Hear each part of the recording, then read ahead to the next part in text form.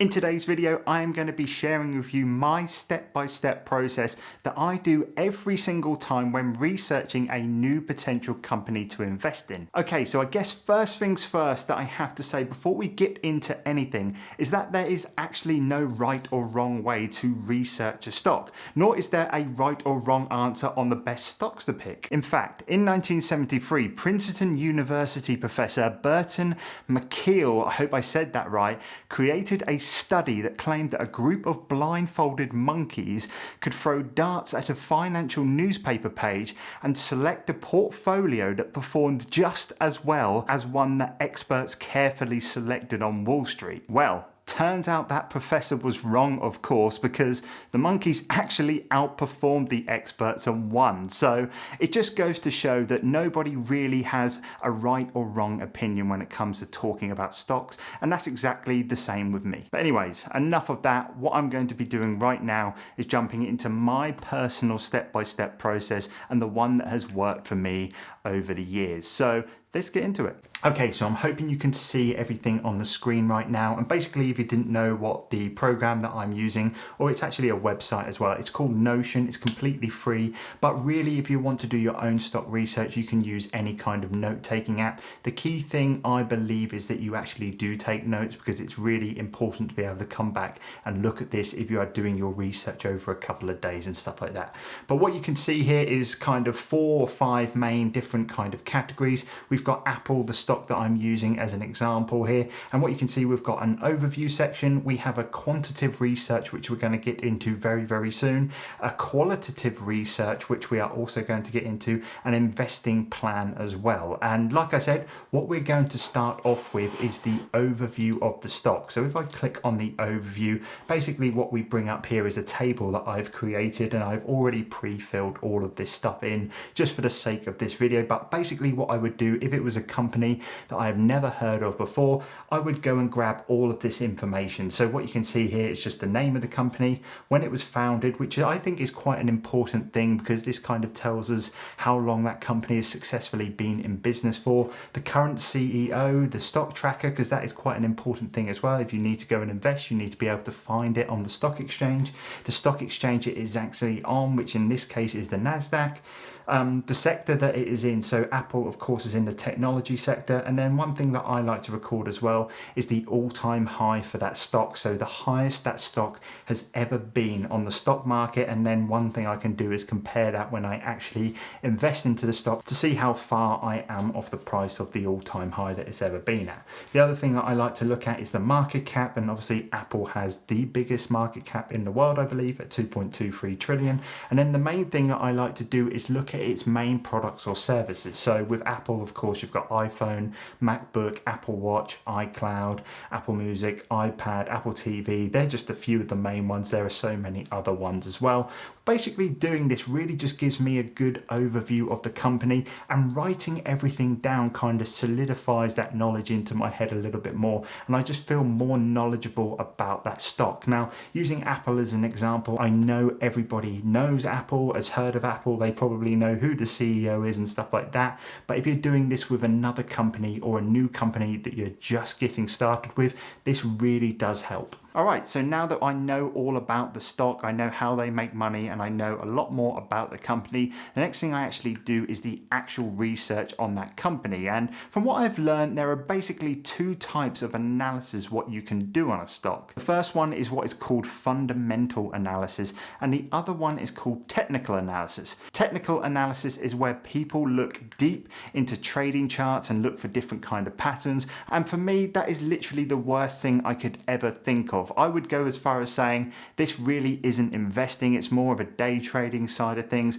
where people would go and do this. What I actually do is something called fundamental analysis, like I just mentioned, and basically all this is where you don't care about charts, patterns, Fibonacci charts and all that rubbish.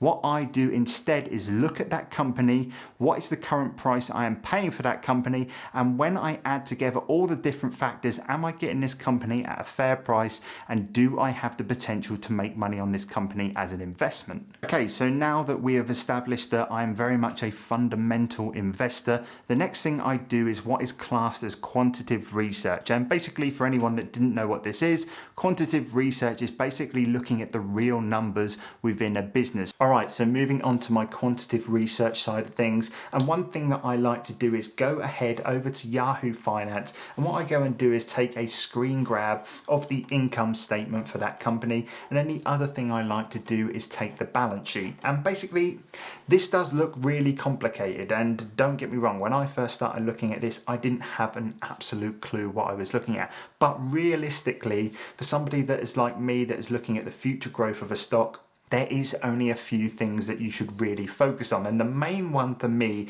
is this top one, which is this total revenue. And basically all I am looking for every single year is that revenue to be growing. So as you can see here, in 2017, we're at 229 billion, I believe that is. 2019, we did see a small drop and stuff, which I believe in 2019, the stock price did actually reflect on that a little bit. And then 2020, we saw another growth spurt up to 274 billion. So overall, oh, and by the way, the trading 12 months there is kind of for the 2021 mark, and currently we are looking at 294 billion in revenue, which is absolutely amazing. And like I said, with Apple, what you can see here is an upward trend.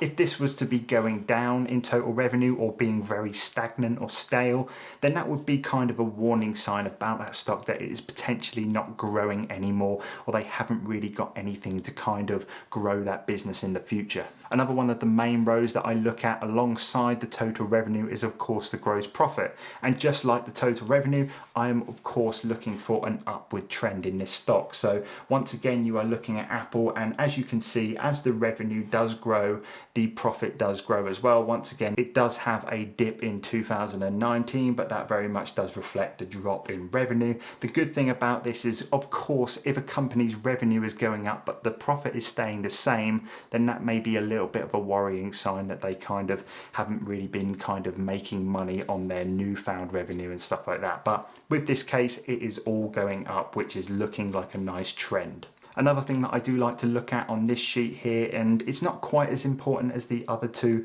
but it's still to me quite an important thing, and that's looking at the total expenses. And of course we do not want to be seeing this one rise too much in the future, but obviously it's always going to be natural that as a business grows and expands, the expenses of course are going to get higher. But with Apple, I believe that it kind of correlates with their growth and stuff like that. As you can see, it did start out at 167 billion, but as you can see over time it does go up, but of course it's always going to go up as Apple expands and grows its business. What I would be looking at here is a worrying jump in expenses when you don't really see too much growth on the profit side of things. So that's something that I kind of work out. It's not really a trend that I look for. It's very much looking at the expenses and seeing how that relates to the gross profit. Moving on to the balance sheet, one thing that I'm taking a really close look at is of course the total assets over the total amount of liabilities. One thing that I'm of course looking for is the assets to be greater than the liabilities in that stock. And then the other thing that I do look at within this sheet is the total and the net debt that that company currently has. But that's pretty much it. One thing I really do like to do is refer to this really basic checklist that I've created for myself,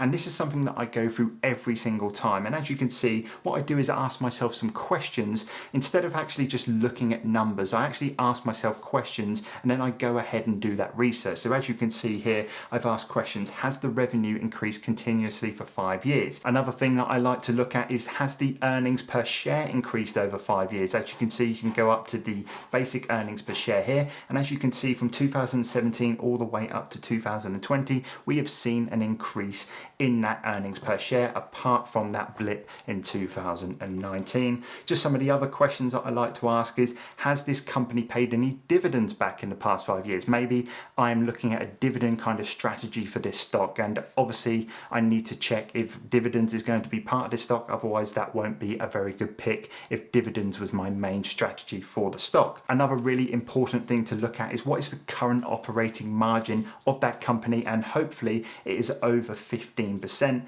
then the other thing that I do like to look at, once again you can find all of this information on Yahoo Finance, is the company's free cash flow positive? Okay, so now that's my quantitative research done and out of the way, the next thing that I do is something called qualitative research. God, I hate saying that word. But anyways, this is basically where I look at the future direction of the stock, its potential competition, the future of the industry that that company lies within, and basically the difference between qualitative research and quantitative is that qualitative will seek out why the stock is going to rise in the future, whereas quantitative is very much more how the stock has got to the price that it is based on the numbers and stuff like that. I pretty much record all of this once again using Notion, but like I said, you can use any kind of note-taking device and the power of the internet. And basically all I'm doing is searching through Google for different kind of articles, looking on Yahoo Finance once again and stuff like that. I also go onto YouTube, and what I'm doing on my Notion app, as you can see here, is just jotting down different notes,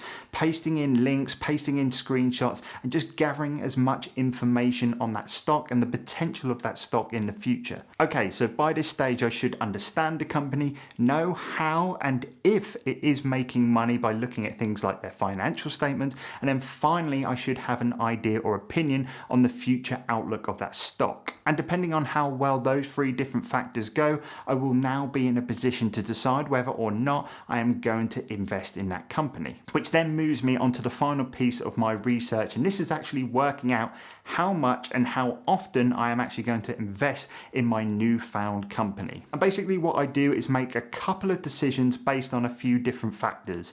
Number one, and of course the most obvious, I need to know how much money I actually have available to invest. Second thing that I do is I look at my current portfolio diversity and how much I should invest to keep it nice and balanced. For example, one rule I have is to never invest more than 10% of my portfolio initially into one stock. And then the final thing I do, and once again I keep all of this noted down in my Notion app, is come up with a plan on how often I am going to be reinvesting into this company in the future.